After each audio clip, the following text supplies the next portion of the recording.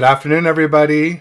Welcome to TED Talks Ball. I'm excited to have a special guest, a Seahawks expert, on this short week before we travel up to Seattle to play the Seahawks. Candace, is it Haggins or Higgins? How do you pronounce your last name? Higgins. Well, thank you for joining me, Candace. I really appreciate it.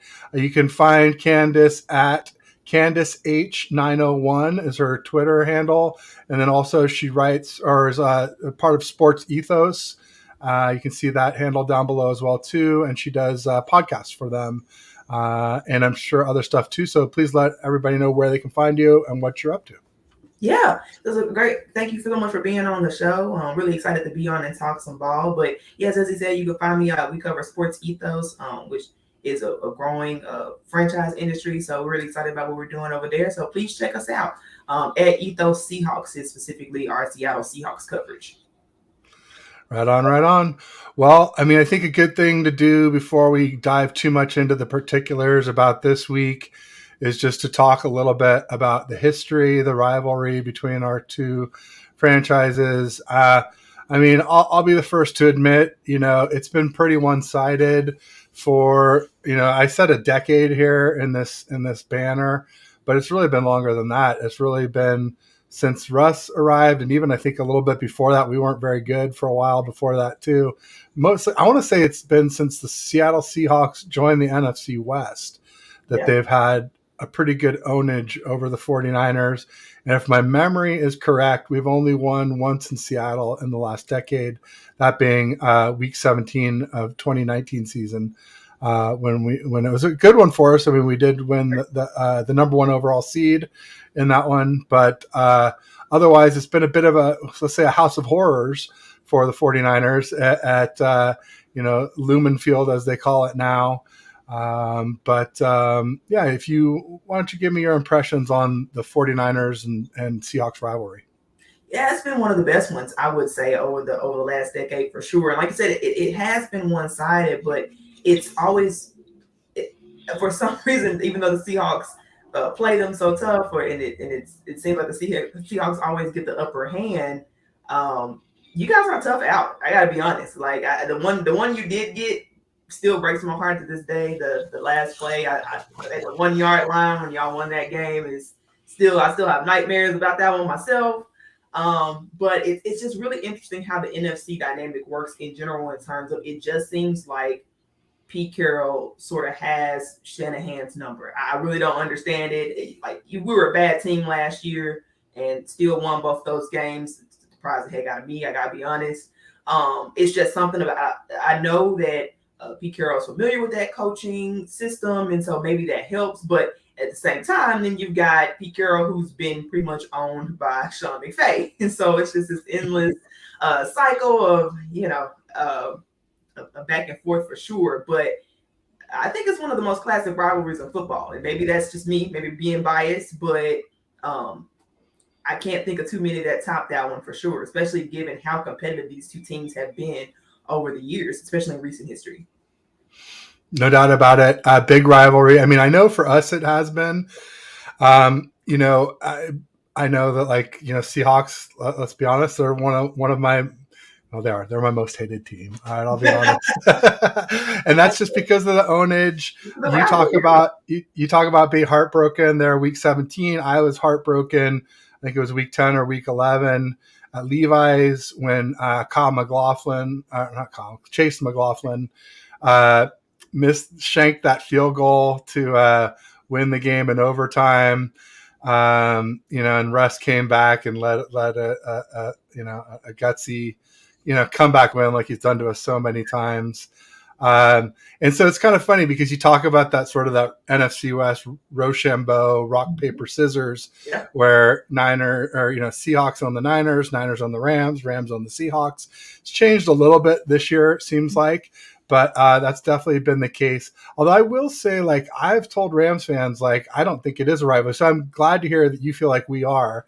Because with the Rams, we're we've won 8 out of the last 9 against them. Granted, again, the one that we lost was a big one in the NFC Championship game. They went on and won the Super Bowl. And a lot of people are like, well, Ted, wouldn't you trade them all to win that NFC Championship game? And my honest answer is no, I wouldn't. And it surprises some people because a lot of people think the Niners would have beaten the Bengals in the Super Bowl, but I'm not one of them.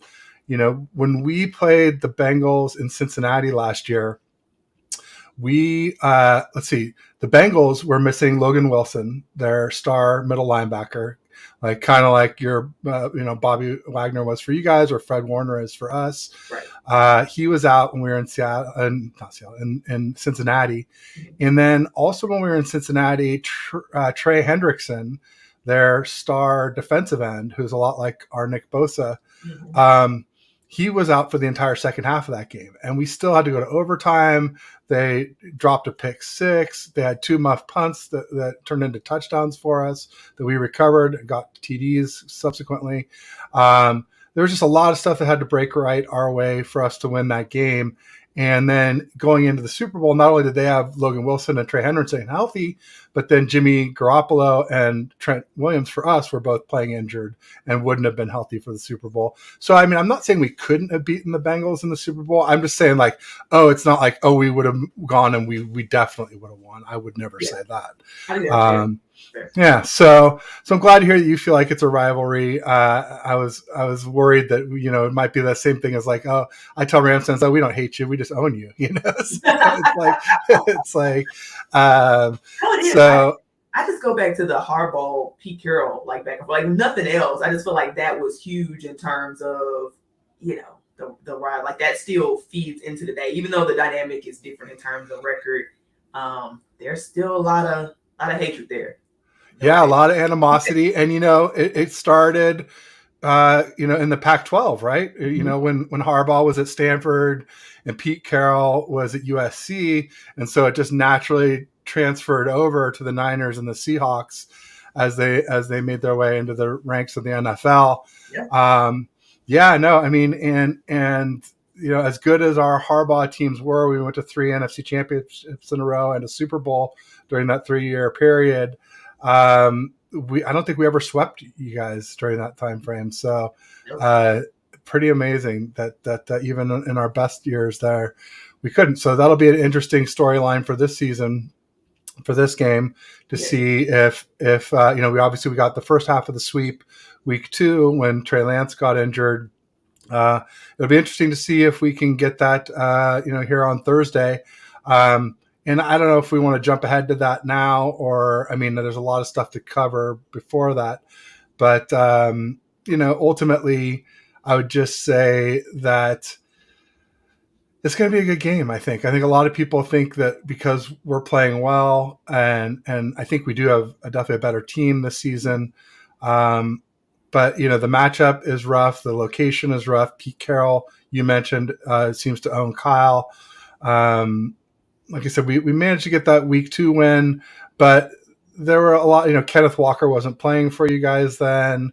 I'd say Geno Smith hadn't really come into his own. He's really playing really good football as far as I can tell. And, there might be some other factors that I'm missing. I think you guys weren't prepared for Jimmy G either. That was a huge factor. I'd say that was one. And then the second factor was it wasn't until after that loss that they really began to open up the playbook. Because the first 2 weeks they were, playing, I'd say maybe a fourth of the playbook that they are right now. It wasn't as much that they didn't trust Geno. It's just with 2 rookie tackles on the bookends, they weren't really willing to sling it a lot down the field. So it made their offense one-dimensional, which is interesting because we might be full circle here, but it made the offense very one-dimensional in terms of how much they were going to force the run, and they did these weird quirky plays that I think just cost them. The bottom line, the bottom score could have been better in that game than I think it ultimately was, but I will say the biggest impact I feel like was them not having the playbook really, or not using it to their advantage. Yeah, I'll tell you. You talked about the 2 bookend tackles that you guys drafted, and the Seahawks drafted a guard right in 2022 as well. Lewis, you talking about Damian Lewis? Yeah. But yeah. Okay. I just remember being very jealous of the Seattle Seahawks because I feel like that's one area that the Niners typically, have ignored somewhat as offensive line. I mean, we drafted Aaron Banks in 2021, but by the 2022 draft, we didn't know that he was going to be playing really well, right, at that point. And so, and Mike McGlinchey, our right tackle, is always an issue. He's a good run blocker, but he's just not a good pass blocker. Right. And so anytime somebody, drafts a tackle high, I get jealous. I'm just like, I just wish the Niners would do something to address that piece of our offensive line. Center is another area that I've really wanted us to draft for a long time as well too. And so we'll see if they start to listen or pick up a free agent or something like that. I don't know, but that's been a frustration of mine. And I thought the Seattle Seahawks did a really good job with that. And then obviously they did a really good job with Tariq Woolen and Kenneth Walker, two amazing rookies that you guys drafted. At the time, I didn't know to be so worried about them, but now they're really high on my radar of Seahawks that I'm worried about this. Assuming that Kenneth Walker can go, which I am assuming that. Yeah, it is a question. I think it's a question. He was questionable going into the last game, so I'm a little optimistic that we might see him. But I guess we can go ahead and talk about some of these injuries because I think there's a lot to discuss on both sides of the ball in that regard. So if we can get at least Ken Walker or DJ Dallas back, because DJ Dallas is serviceable, but there just hadn't been. I mean, when you're running your third string guys and you're starting him at the running back, there's pretty much no go. Now they did pick up Wayne Gallman, who they did not do anything with last week, probably because of gotta get acquainted with the playbook and all of that. I'm curious to see what that may look like, if they're gonna work him in or any of that. But that's an X factor too, something to be aware of. If Kenneth Walker can't go, can Wayne Gallman off the couch give you anything? I don't know. We'll find out. Yeah, Gallman's a good back. He was on the Niners. I think it was 2021 before the season. Yeah, we had him in the offseason last year, I think, and I wanted him over Hasty, who we ended up keeping, because I felt like Gallman can do it all. He can catch, he can block. He's not gonna run by many people anymore, but he's very serviceable. He's very well-rounded as a back. He can do it all. And so that would be somebody, I mean, like I said, it's not going to keep you up at night, but very, very good person to have, off the street. That's a good signing, I think. Yeah, for sure. And the other key injuries that I think will be swing factors in this game are Al Woods and Shelby Harris, who are the two best defensive tackles for the Seahawks. Their presence is critical. I don't think they have a chance of stopping the run, which we all know the 49ers, that's pretty much your meat and potatoes. They don't have a chance without at least one of those guys, but I'd say you really kind of want both in order, considering how vast of a running attack that you guys have. Because as Al Woods, as great as he is, he can only play so many snaps. He's older. He's like 35 years old. So he's going to give you excellent defense when he's in. But if he's only in like 20 snaps, you kind of need Shelby Harris. That's why I say both of them really is what you want. But yeah. Nice. Yeah, those are some of the big question marks I had regarding Hawks injuries was Al Woods, Shelby Harris, Kenneth Walker. I mean, my understanding, I didn't get to watch the Panthers game, unfortunately, but my understanding is that as soon as Al Woods went out, that's when the Panthers were just kind of able to run at will after that. And so, it's interesting because, we ran the ball pretty well against the Bucks. However, Vita Vea went down really early in that game, and he's arguably one of the best defensive tackles in football. And I was really worried about him and Akeem Hicks in the center of that D line. And Akeem Hicks, I think we were able to tire him out a little bit. It sounds sort of similar to Al Woods. You can only have him in for so long. And I think we were able to get him moving side to side quite a bit to tire him out some. But I think if Vita Vea had been in, we wouldn't have run the ball nearly as well. I don't think we would have thrown the ball as well either. So, you know, that's some things to talk about. I mean, I guess while I'm talking about it, maybe I'll just fly that banner to talk about our game where we beat the Bucks, and it looked very impressive with a 35-7 score. But I will say that there's some context behind that. For starters, the Bucks were missing both of their starting safeties. So one of those is a guy named Mike Edwards, our strong safety. I'll say, I'll just claim a little bit of ignorance. I don't know a ton about him, but I do know Antoine Winfield Jr. Yeah. is a star, is a bona fide star safety. So that's a huge loss to them. They were also missing Sean Murphy Bunting, who's a real solid corner. They still had Jamel Dean and I'm blanking on the other corner's name, but they still had both their outside starting corners. But then their nickel corner got injured early. Vita Vea got injured early. So that Bucks defense that on paper looks like a 10-ish in the league defense. Yeah. What we saw at Levi's on Sunday was a pale comparison of that. It was just not anywhere close to that kind of a level of defense. And then you compound they're shorthanded on defense, and you compound that with they made some really critical mistakes in the game. As far as there was a big completion to Mike Evans for 75 or 80-yard touchdown, called back due to Donovan Smith, their left tackle, held, I think it was Jordan Willis, our defensive end.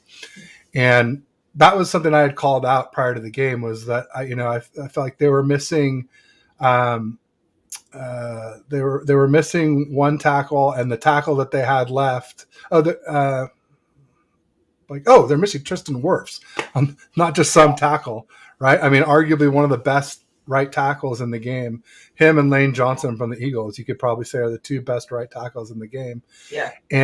And then you got this other guy on the other side, Donovan Smith, who leads the league in holding calls. Well, wouldn't you know, he comes up with this hold that pulls back this monster, TD catch to Mike Evans.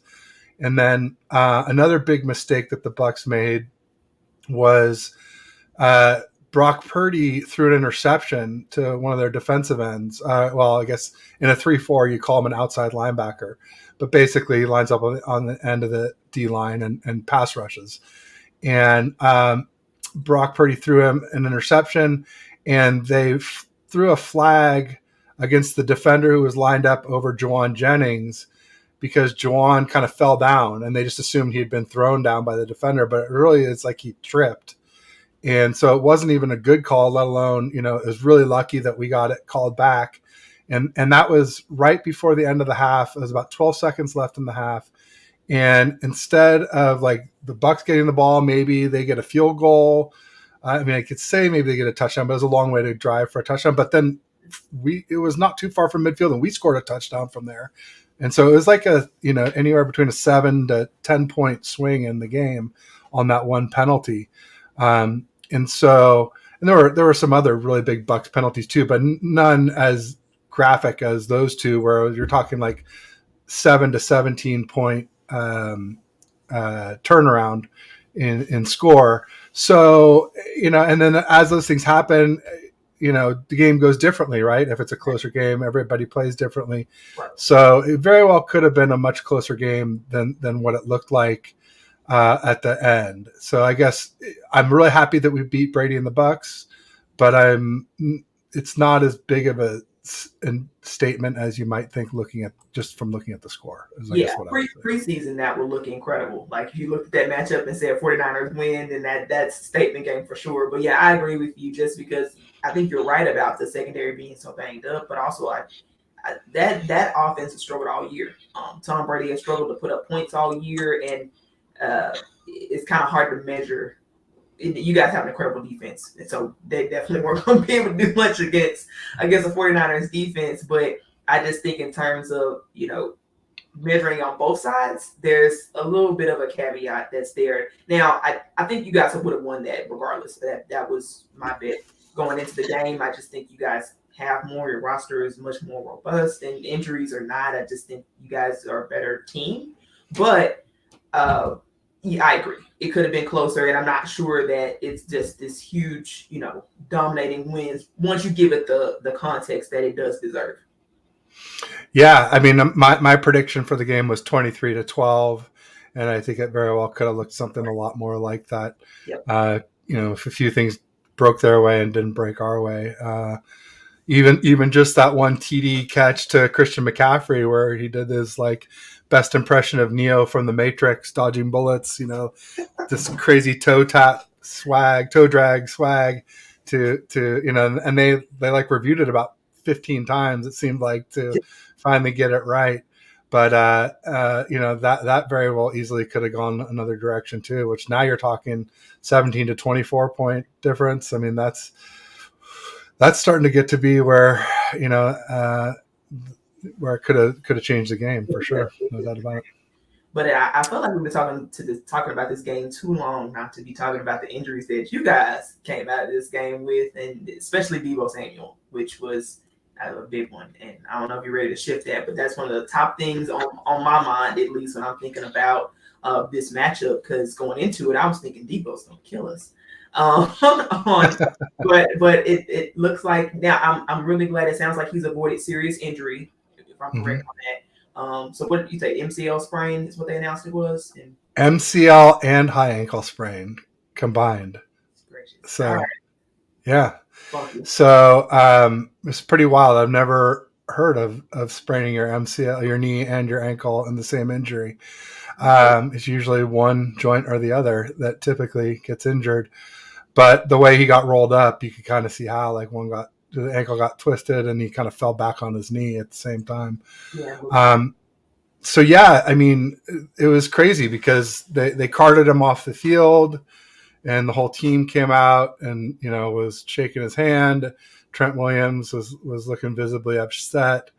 And so, we all thought the worst. Anytime you see a cart, you just assume ACL Right. or broke, or when I heard it was an ankle, not long after halftime or around halftime, they said, "Oh, it's an ankle," but then they still didn't say it wasn't severe at that time.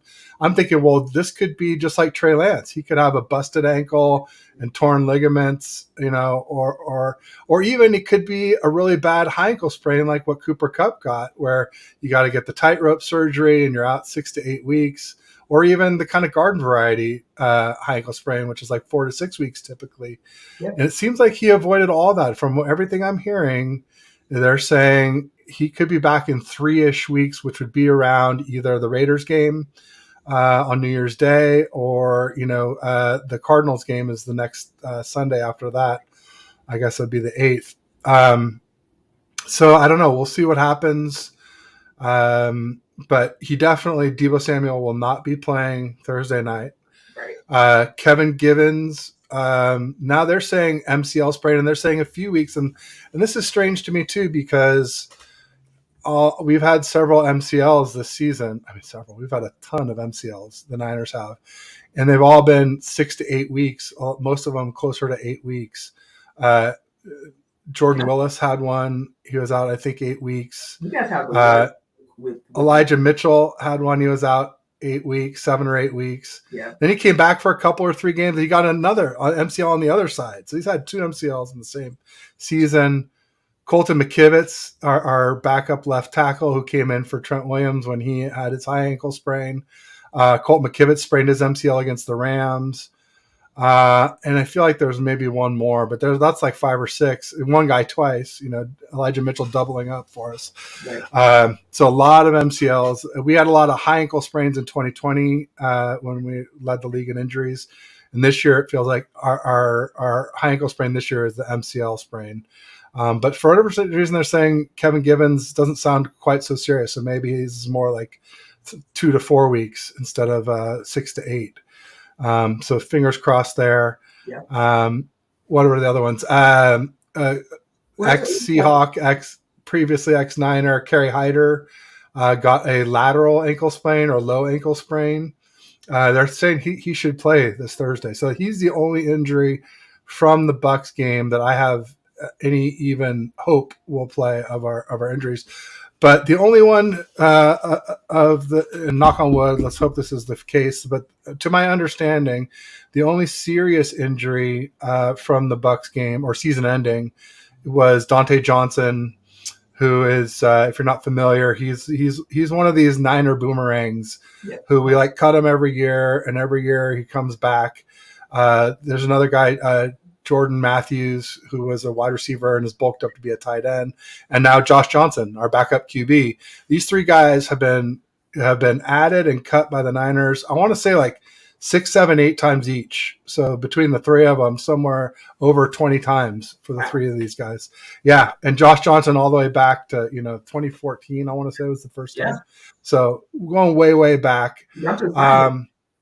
Yeah. So that's pretty much the injury update from the Bucks game. I think it's important to note also an injury from the Dolphins game where Hassan Ridgeway tore his pec, and so between he and Kevin Givens, that's two defensive tackles that we lost, and they're both starters, or at least they were with Eric Armstead and Javon Kinlaw being out. They've been starting a lot for us. So the only good news was we got Eric Armstead back for the Dolphins game. He played kind of limited snaps, and then obviously played full snaps against the Bucks, and he's playing great. Right. But other than him, I think we have T.Y. McGill, who we picked up from the Vikings. He played well during preseason. We scrimmaged against them in Minnesota, and we played them in a preseason game, and he flashed against us and some other teams that I saw in this preseason. But we are very thin with true defensive. That sounds like both of our teams are. Yeah, both teams. At defensive tackle. We're very deep at defensive end. We have Bosa, we have Ebukam, we have Ebukam, we have Charles Amenahu. Those are all very good players. Drake Jackson's a real good young ascending player. Kerry Hyder, he's good. He's a good versatile kind of elephant guy. He can kind of play inside, outside. And Jordan Willis also is kind of versatile player. But when you're talking about like a real run stuffing, load to move defensive tackle, like we don't have one right now on our roster. So, and I wish that made me feel better. I wish that I could look at our injury report and say that that's something that we could take advantage of. But our running back room is absolutely decimated. So, of course, Rashad Penny has been out for the year. I think him and Kenneth Walker would have been a great 1-2 punch. They really didn't get the chance to be. Of course, Kenneth Walker took over that position and was doing a great job, but then he's down. His backup, DJ Dallas, also down. And we just got back Travis Homer in the game before last. We were down even him. Like he was out for that game. And so we were playing the practice squad, the Tony Jones Jr. guy, and there are a few guys, running backs off of the practice squad. But I think they really need to. I hope that they can play Gallman in the rotation at some point. I know he's pretty serviceable. I think he may or may not even be an upgrade from DJ Dallas. That may be something that could be beneficial. But you really hope I hope, and you guys probably don't hope, but I hope that Kenneth Walker can return because I think he can be a huge factor to take advantage of that. But if not, we just, I guess, evened out. Defensive tackles are really thin on our side as well. No doubt about it. And no, I hope I don't ever root for injuries. Even like I said earlier, the Seahawks are my most hated team. Like I never root for injuries, even for the Seahawks. I just hope he's back, next week, right? That's fine, I'm sure you do. I'm sure you do. Yeah. So just one more week. Make sure don't risk it. Make sure he's okay before you bring him back. Yeah. So, yeah, that's fine. I feel confident though. I'm pretty optimistic. He was questionable for the last game, and so it's sort of a game time decision that gives me some optimism that he might come back. Because it'll be a swing factor for the Seahawks. That they've got to have a run game. It's such a huge part of Pete Carroll's philosophy, and right now he's pretty much decimated. So we'll see. But it's a quick turnaround game too. So on both sides of the ball, there's a lot. There's not a lot that can happen, I guess, in this short time period. Sure, and even if you guys are a little bit hurting on running back. I mean, I think Kenneth Walker will play just because he didn't have an ankle sprain, right? He had like an ankle compression or something like that. They said it was jammed. Jammed, yeah, jammed ankle, exactly. So well, I guess if it wasn't a short week, if we were playing Sunday, I would bet that Kenneth Walker was playing. Thursday, maybe it's more of a coin flip, and we'll see. So, good luck to him there. We'll see. As far as running back goes for the Niners, obviously Debo is kind of a running back for us, so that will hurt missing him. Otherwise, we're doing pretty well at that position. The trade for Christian McCaffrey was a big pickup for us. Mm-hmm. As a Niner fan, and I'm definitely a Shanna fan. I'm a big. Some Niner fans don't really like Kyle, and I'm not one of those people. I really think he does great stuff. People get mad because he leans on the defense and he's supposed to be this offensive wizard. But I'm like, hey, however we get wins, that's fine with me. But picking up McCaffrey has really helped our offense. I think we were something like 21st in DVOA when we got him, and we're down to like 4th, and then I think 3rd now after this last game for offensive DVOA. So our offense has really taken off with McCaffrey. But most of that time we did have Debo, so that will hurt us some. Then we have an undrafted free agent running back named Jordan Mason, who is from Georgia Tech. He's been outstanding for us, very high yards per carry. Some of that is because we run McCaffrey in the first half and then bring Mason in when the defense is tired to kind of pound him and bludgeon him. But ultimately, I'd like to see more of him, especially running up the middle. I think he's more effective than McCaffrey running up the middle. And then obviously we have Kyle Juszczyk, who is our fullback and a great blocker, decent short yardage runner, but great blocker and really great receiving out of the backfield. He's kind of like a tight end playing fullback. Right. So we're pretty good at that position. But I would say where the Seahawks have an advantage would be at wide receiver with DK Metcalf and Tyler Lockett. There's been a lot of debate of who's better between Debo and DK, but Debo's out, so no debate this week. And DK is more of a pure wide receiver anyway.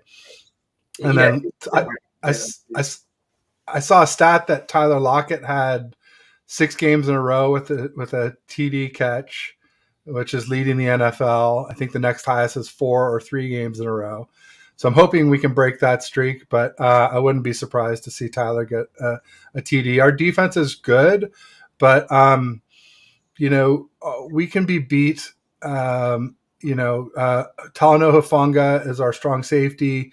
He is a little bit of a ball hawk in a good way. He's got 4 or 5 interceptions, but he also, there's the bad way where you can end up getting burned. You can, get fooled and leave guys a little bit wide open. An example of that is Trayvon Diggs for the Dallas Cowboys. It's not nearly so feast or famine with Hufanga, but you can sort of see the comparison, I think. Yeah, that first game. So yeah, I definitely remember Hufanga. Yeah, he's good. He's a good player. But like our, Charvarius Ward is a really good cornerback that we got as a free agent from the Chiefs. Really happy with him. They're saying he's the best tackling corner in the NFL.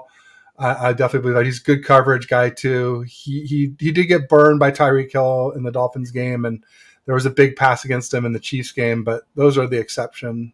On the other side, Diamador Lenore has improved, but ultimately, I think he's in there more for his run stuffing, tackling ability. I don't think he's a great coverage guy, so I do think your receivers might do well against Lenore. And then I guess for the Seahawks, a concern for me would be the tight end group. Like, you guys don't have a Kittle in there, but you've got 3 really solid tight ends with Disley and Colby Parkinson and Noah Fant, who came over in the Russ trade, right? Yep. Where like they can all catch and they can all block. And so like maybe no Kittle, like who's just elite at both, but boy, to have 3 that are solid, it gives you so much versatility with formations and getting those guys on linebackers and whatnot. I think that's a big advantage. Exactly. And I'll say an underrated part of the offense that has emerged as of late is really been the emergence of a third wide receiver who's in the past few games, I think, almost replaced sort of that 3 tight end set. Marquise Goodwin has been an excellent third wide receiver for us. I know he's had sort of catch issues in the past. I know he was on you guys' team for the longest, but he has been great for us. And for the Seahawks, it's been a long time since there's been a legitimate third wide receiver. There's been DK, there's been Tyler for some time now. But when you talk about who else, is really been nobody else. But Marquise Goodwin has stepped up on some big plays, some big first down, third down conversions. Even when DK went out, he kind of took over that game, had a couple of touchdowns, and he's just really been that stabilizer where if you manage to take away DK and Tyler Lockett, he's been the other threat along with the tight ends who are available as well. Wow. And he's really fast. I mean, that's the one thing I remember about Marquise Goodwin. He is an Olympic sprinter, world-class speed. And it sounds like he's playing some good football, because sometimes there's guys where you're like, oh, they've got track speed, but they're trying to be a football player. And that's how I would have classified him when he was with the Niners. It sounds like he's playing more like a football player who just happens to have track speed now, which is cool for you guys. And probably not a great sign for us, because if he's playing in the slot, then he'll probably have Jimmy Ward locked up against him. And Jimmy Ward's a great cover nickel corner. You know, he's a safety, but you know, he's been playing some nickel for us recently, because the guy we have playing free safety can't really take his position at the nickel. I think Jimmy Ward would be a better free safety than Tashawn Gibson, but overall, this is, I think, the best iteration of our defense the way it is now. But like, you know, if he's trying to keep up with Marquise Goodwin on a crosser or a really, you know, double move or a deep ball, that scares me. And another thing that scares me too is just like what I've noticed this season is every ex-Niner we've played has torched us, whether it was like Dante Pettis got the big TD for the Bears. And I'm trying to think of who else. There were at least two or three players that just absolutely cooked us as ex-Niners. And so that's a concern for me.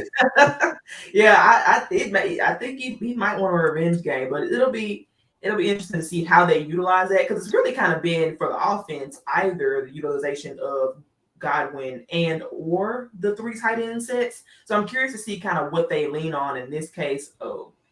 I think when they had more, I really think the difference was when they had more of a run game, they were able to utilize the three set tight ends a lot more. It just doesn't work as much if the other team has no belief whatsoever. You're not going to run the ball, just not as effective. So that's where I think you've seen the emergence of Godwin and his catchability, which it was a question. I looked coming in, I was like, well, this guy can't catch. He's super fast, but a lot of people didn't even think he'd make the roster. I did, because I knew where the third wide receiver slot was in terms of depth. But I've been really impressed with him, given that we've had to rely on that passing game so much more than the run game as of late. Oh man, another thing to worry about. Thanks, Candace. Appreciate it. So Silverado Kev, as a content creator here for the Niners, he's just happened after work. He said, "Good afternoon, Ted and Candace. Thanks for joining us, Kev. We appreciate it." And he said, "Jimmy, my guy, but he got smoked by DeAndre Carter. Not locking up speed guys." Yeah, no. Now, to be fair, though, you know, DeAndre Carter was the Chargers game. And I think, wasn't Jimmy Ward still playing with a club on his hand, if I'm not mistaken? So, I mean, and then he was just back in his first action of the entire season, maybe a game before that against the Chiefs. And so he was still working himself into game shape and only playing one-handed. So, I mean, and you could call these excuses, or I call them facts, right? But ultimately, it's context, it's things to consider. It's background info behind the stats.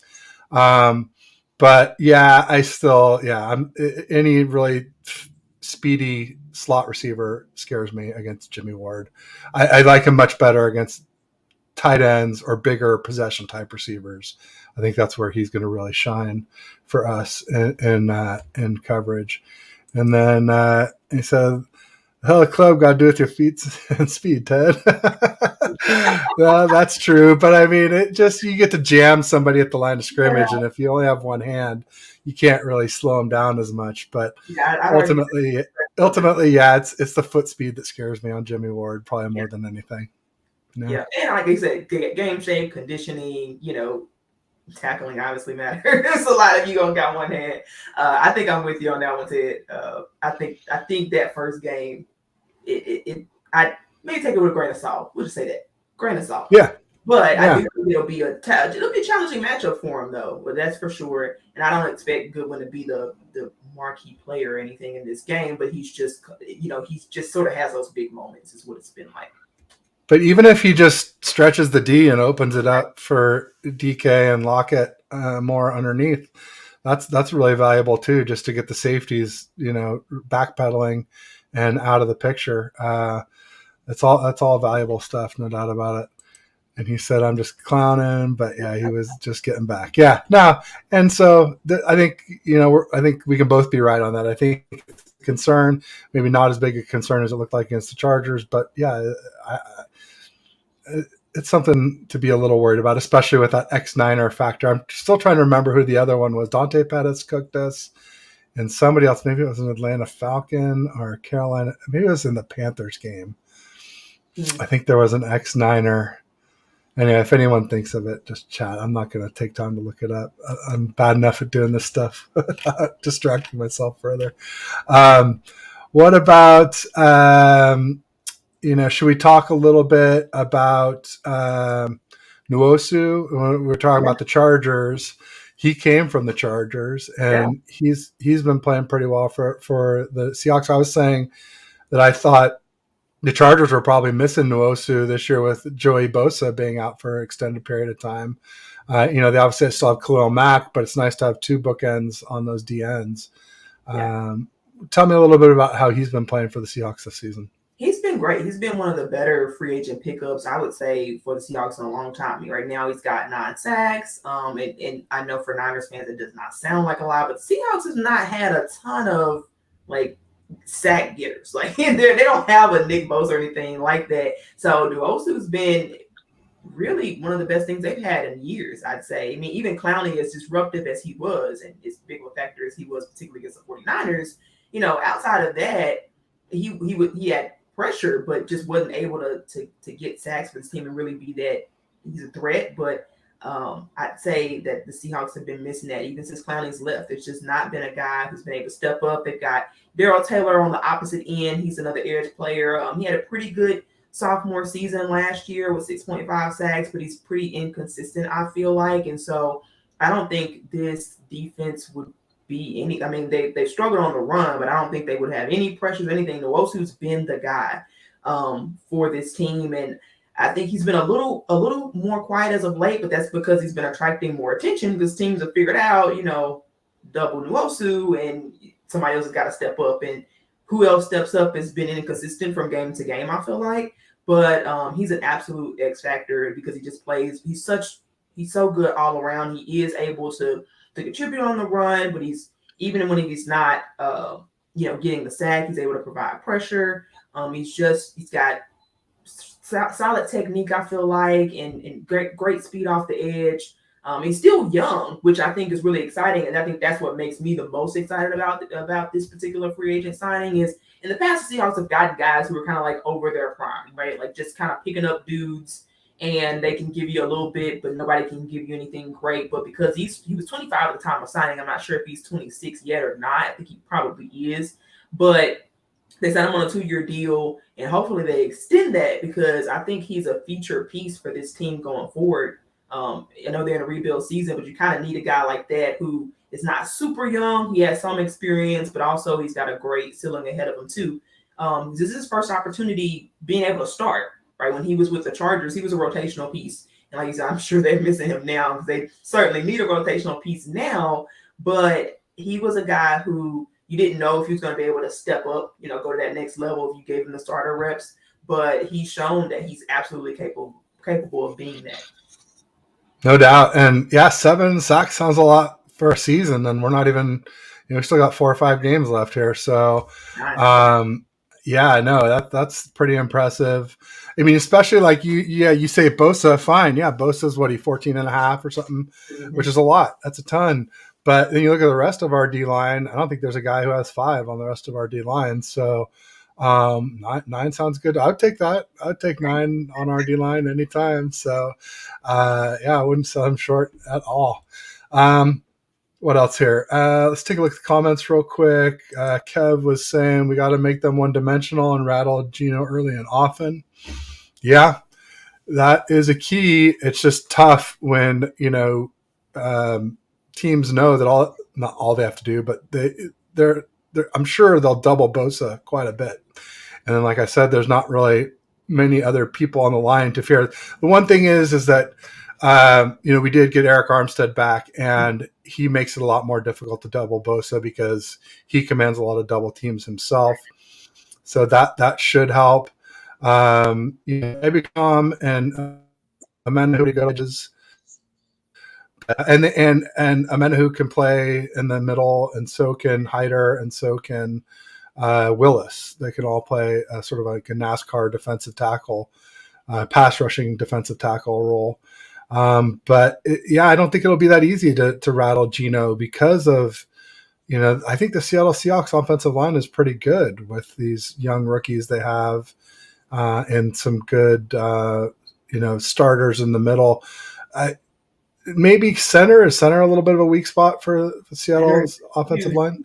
Center is a huge weak spot for this team, and that's no doubt about it. I think Austin Blythe is one of the worst centers in the league, according to PFF. I think he's ranked like 32 or something like that. It's not good.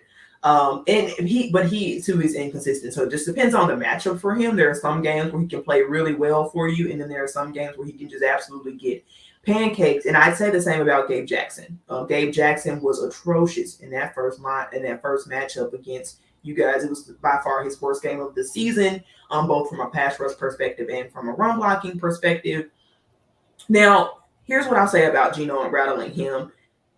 Gino has great pocket presence and it's really calm. So I don't think that you can get pressure on Gino and not rattle Gino, if that makes sense, because he seems to just have this kind of calming presence about him, which is, I think, his poise has been one of the most surprising things about him this season. And I was pretty high on Gino compared to everybody else, with him starting and leading this team, but he's got good poise. The concern I have as a Seahawks fan is more to, can you rattle the tackles, I think, more than anything else. They seem like if you can get pressure on them and get them one-dimensional, they're rookies, right? So the tackles, and they did not do well in that first 49er matchup. The offensive line was just awful. And so while they've got an excellent future moving ahead of them, you have seen a little bit of a regression, I think, from both of the rookie tackles because they're used to obviously playing 10 games.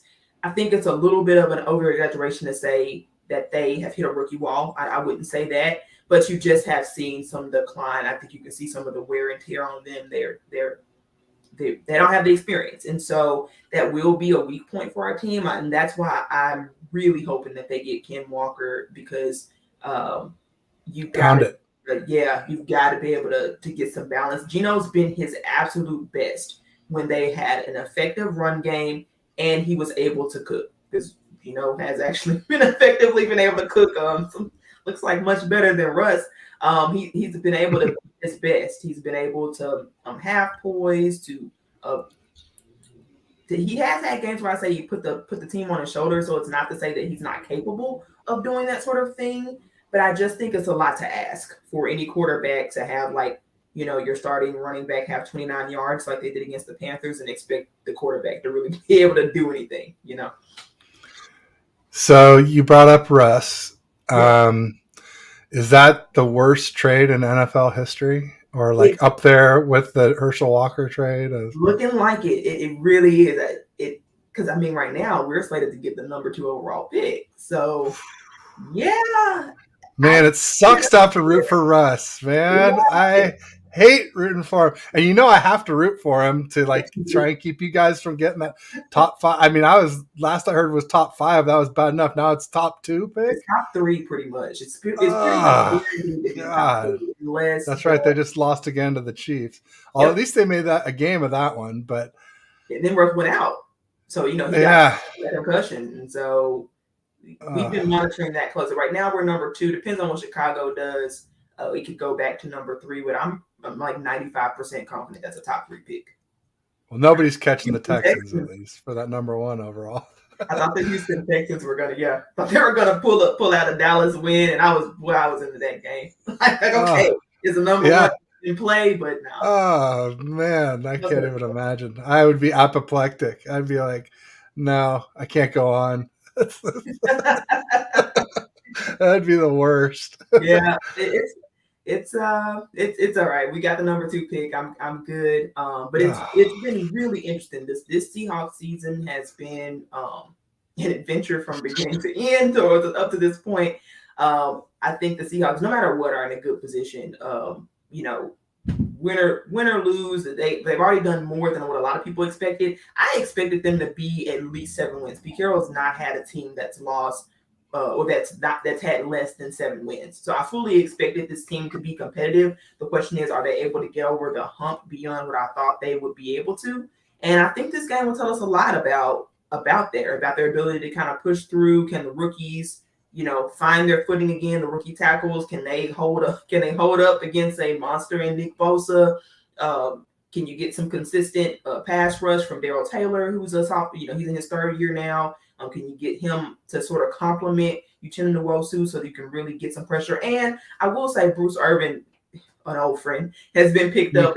He's been helping quite a bit, but you're not in a good position when you're playing 37-year-old Bruce Irvin, starting him. It's not great. You really want to be able to use him as a rotational piece and kind of get pressure from your younger guys. LOB reloaded. Oh, yeah. Man. Yeah. It's funny that he's the one guy they brought back. Like, we got lose Bobby, Russ is gone, and then Bruce Irvin comes. Hey, whatever works. Yeah. Oh man, I'm still like reeling over the number 2 pick. I was like, you're still. Come on, Broncos, let's go. Seahawks fans, Seahawks get some wins, baby. You want a fun fact? Play with some pride. Fun fact. My husband is a Broncos fan. And so no way. This marriage has been really interesting. Yeah. Oh boy. Yeah. So much excitement on his end when the year started. Well, it's just, I guess it really gets to test the saying "happy wife, happy life," right? Yeah, it does. Yeah, for sure. So it's definitely not happy husband in that situation. Not at all. Oh, poor guy. I mean, like they're in trouble for many years to come with that. Yeah. I mean, all those players, all those picks, and then they handed the monster deal before he even ever plays it down. Or would he play one game? I don't know. It was he didn't play much. I know that. Yeah, didn't play at all because he didn't play a preseason game for them. Right. They did him anyway. They loved what they saw in that. It was a scrimmage, I think, between the Cowboys. So that must have just been enough to wow them. Preseason scrimmage.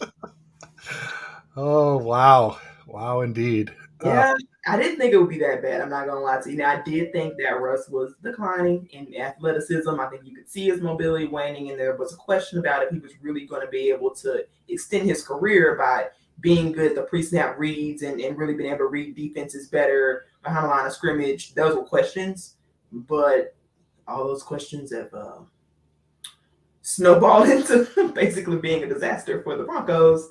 Unmitigated disaster for them. I do hate it for Russ a little bit. I stood by Russ through it all. I cannot root for him this year. Obviously, we really need that draft pick, but maybe next year. Once it doesn't matter. Once it doesn't affect me next year. His own picks he's saving. Yeah. It's okay. Yeah, it'll be fine. That's nice. Anderson or somebody. It'll be great. Yeah. Well, you said you expected Pete to get 7 wins. I didn't. I thought it was going to be a tanking year for one of the top QBs. But Gino surprised me. I mean, I think he surprised a lot of people. So hats off to Gino. Good job. I mean, he's played really well. For sure. I was saying earlier this season I would have taken Gino over Jimmy G. So not that that's saying much. I don't know if you don't know me well enough to know that I'm not a big Jimmy G fan. I am Team Lance. I'm cautiously optimistic about Brock Purdy. I think he's mobile and he's definitely bold, but I've been around long enough to see a lot of QBs come in and flash, and then defensive coordinators figure them out. And what I will say about you know the Dolphins and the Bucks, the two teams that Brock Purdy has played. First of all, both games were at Levi's. Mm-hmm. Second of all, the Dolphins defense was shorthanded. They were missing their one of their safeties. They still had Javon Holland, who's their star safety, but they had a really good second safety who was missing, and then Byron Jones, their second corner, who plays across from Xavier Howard, was out. And they're like a 20-ish pass defense even with those guys, so like not like a really good pass defense. And then obviously we already talked about the Bucks defense and all the guys they were missing, so like we haven't really seen Brock Purdy against a really good pass defense yet, and now we're going to see him not at Levi's and not with Debo and with a really hostile crowd in Seattle and against Pete Carroll. So there's some current concerns there for sure. Tariq Woolen scares me a little, just his speed and bring him up, yeah. ability to, his ability to kind of play dead and then have all that recovery speed and length to affect a play, even if it looks like he's maybe out of it. Yeah. Then let me just shout out some people in the audience here. Raphael562 says, "What's up, Ted, Candace, and everyone?" Just talking to the audience. Raphael's really good about supporting. There he goes. Yeah. I'm so terrible at asking people to like and subscribe. It's so important, and I always forget. And Raphael always reminds me. So thank you, Raphael. He is a master at that. He said you need to run the ball and stay disciplined. Yeah, I agree with that 100%. I don't think we're as good at running the ball as our reputation is what I'll say. Our new center, Jake Brendel, is not a very good run blocker. Mike McGlinchey, who is known for his run blocking and is a liability in pass blocking, hasn't been that great at run blocking this season either. So, and then we got a couple of essentially rookies. Aaron Banks is a second-year player who didn't play as a rookie, and Spencer Burford was a late fourth-round pick, really great pickup, but he's young and as our right guard. So left guard and right guard are both essentially rookies. One's an actual rookie, one's a second-year player who didn't play as a rookie. So you guys it'll be interesting to see. Play, at least from what I saw in the highlights from before, the pitch play seems to be pretty lethal with you guys, though. I wonder if you guys don't take advantage of that. Because we'll see, but I mean, a lot of times that's Debo running that pitch play though too, right? I mean, Debo's the best at it. That's how we got our first TD against the Bucks, was Debo on a pitch around the right side. We've seen that quite a few times. I remember we saw it against the Bengals last year and quite a few other times too. I think against you guys in Seattle, I think Debo scored like that in the game that you guys won due to the essentially the fake punt was what it came down to in that game last year. Man, special teams always with you guys kill us. So yeah. Let's hope that's not the case this time. Yeah. And then Walker's playing. He's a problem. Yeah, I think Kenneth Walker is an issue. The guy's fast. He's big. He's strong. I mean, I like both of our young running backs, to be honest. I like Walker. I like Jordan Mason. It's just we don't see a lot of Mason until the game's usually in hand. Kyle just doesn't trust rookies the same way that Pete Carroll apparently does. And then who's going to cover Kittle? That's a good question. I mean, I guess maybe Quandre Diggs. No, I think it's going to be more Jordan Brooks' responsibility, which honestly is problematic. I'll be honest. Jordan Brooks in coverage is not great. And it may bring in some Cody Barton. Cody Barton he's our other inside linebacker. He scares me. Ex-special teamer, right? He's been a core special teamer, but he's been after Bobby's left, it's pretty much been Jordan Brooks and it's been Cody Barton. Now they have been running the nickel packages a lot more, so you don't see a lot of two inside linebacker formations, but that's changed as of late. I don't understand it because when they went on their run of about a month where they were like the best defense in football, it was less of Cody Barton. Now it's been more of Cody Barton, and he's made some flash plays, but I think it's maybe an awareness thing that gets me with him. He's much better in pass coverage though, so I can see the Seahawks trying to, kind of use the both of them in that regard to make up for the weaknesses of Jordan Brooks in coverage. That beat Barton to offset that. But you get them in space and try to block on them, they're just stonewalled. Like no ability to shed a block. Neither Jordan Brooks nor Cody Barton. So I'd say that's outside of the defensive line. That's one of our bigger weaknesses, I think. Interesting. Yeah. So missing Bobby Wagner a little bit then. Well, Bobby wasn't good in space either. No. And he's getting up there. Bobby was frustrating just as much because I mean he tackled, sure, but like, after they get like 6 yards, I mean, what good? I love Bobby. I love him. I love him, and I do miss him. But for what they were going to have to pay him, $20 million. Yeah, I agree with the decision. I'd say that. There you go. Yeah. And then he said, "Is Seattle a good open tackle team?" Terrible. I wish I could say for my Seahawks audience that they were good, but no, that's one of the weaknesses on this team. It's been pretty consistent. That's what scares me about, like, you guys get guys horizontal going. If you get the pitch play going, that scares me as a Seahawks fan because tackling has been poor. Even for Quandre Diggs, one of our, he was all pro. I mean, not all pro. He was Pro Bowl last year. I thought he played an all pro caliber game or season last year. He's not been as good at tackling this year. He's had some missed tackles. Tariq Woolen, I think, is one of our better tacklers, which scares me. And let me say this, Ryan Neal, who's been he's basically subbed in for Jamal Adams. After Jamal Adams went down, Ryan Neal's pretty much been his replacement. He's also one of our best tacklers. Right now, he's on the injury report as well. So even though he wasn't one of the key guys that we talked about, his presence makes a big difference. They've got Jonathan Abrams that they picked up, who played a few snaps against the Panthers.